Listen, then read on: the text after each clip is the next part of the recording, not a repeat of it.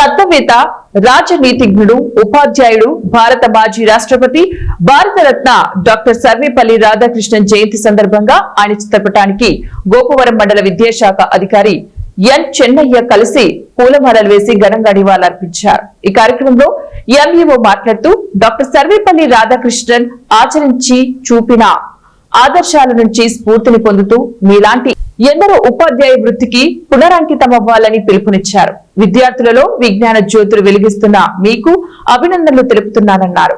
అటువంటి ఉపాధ్యాయుడే ఈ రోజు మన మధ్యన ఉండడం ఒక మహనీయుని యొక్క పుట్టినరోజు నిన్న మనం జరుపుకున్నాము.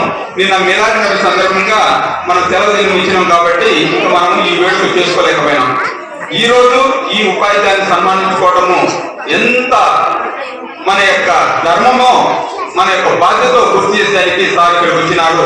ఉపాధ్యాయునికి ఏ విధంగా అప్డేట్ కావాలా, మరి నిన్న ఒక మాట అన్నాడు, మీరు నిన్నే చెప్పినాను ఏమని, ప్రిపరేషన్ లేనిది ఒక అఫెన్స్, ఒక క్రైమ్. మీరు ముందు ప్రిపేర్ కండి. టీచర్స్ విద్యార్థులకు ఏదైనా బోధించాలనుకుంటే మీరు ప్రిపేర్ చేయకుండా ఏది మీరు బోధించొద్దని నేను చాలా నచ్చే విషయం నాకు సార్ ఉండకుండా. అది ముందు ఎవరైనా చెప్పని, కానీ నిన్న సార్ చెప్పినప్పుడు మళ్ళా నాకు గుర్తు చేసినట్టు అయింది. కాబట్టి టీచర్స్ నిన్ననే చెప్పినాను.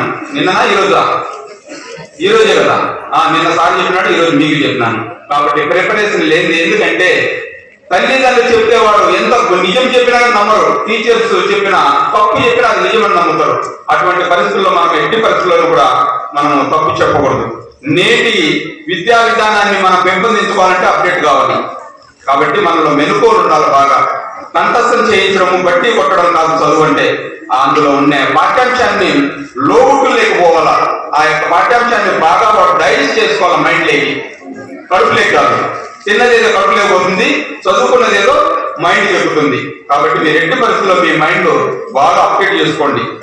సెల్ ఫోన్ ద్వారా కాదు, లేకపోతే అనవసరమైన సీరియల్స్ ద్వారా కాదు. ముందు పాఠ్య పుస్తకాలు మనకు చాలా విలువైనవి. ఆ పాఠ్య పుస్తకాలు మనం నేర్పాలి. దాన్ని మీరు అప్డేట్ చేసుకోండి, దాన్ని బాగా నేర్చుకోండి. ఏంటి జన్మదిన బర్త్డే అని కూడా మనము చెప్పవచ్చు.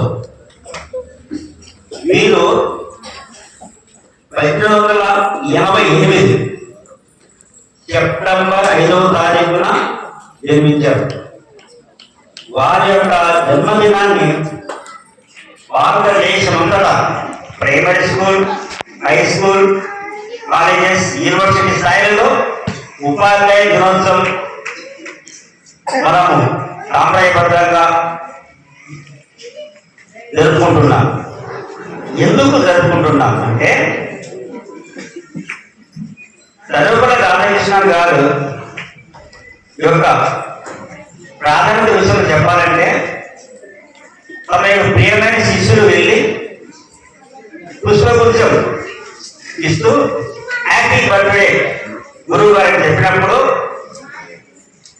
చాలా మంచిది, వెరీ గుడ్, నా శిష్యులు మీకు ఎప్పుడు ఉంటాయి, అయితే నా బర్త్డేని గురువులకు నేను అంకితం చేస్తున్నాను. గురువుల దినోత్సవం అంటే ఉపాధ్యాయ దినోత్సవం జరుపుకోవాలి అనేటువంటి నామకరణమే ఈనాడు మనము కొనసాగుతూ మనం చేస్తున్నాం ప్రతి ఒక్క విద్యా సంవత్సరంలో. అప్పుడు చెప్పిన మాట నుంచి ఇప్పటి వరకు కొనసాగుతుంటుంది, ఎప్పటికీ కూడా కొనసాగుతూ ఉంటుంది టీచర్స్ డే. సర్వేపల్లి రాధాకృష్ణ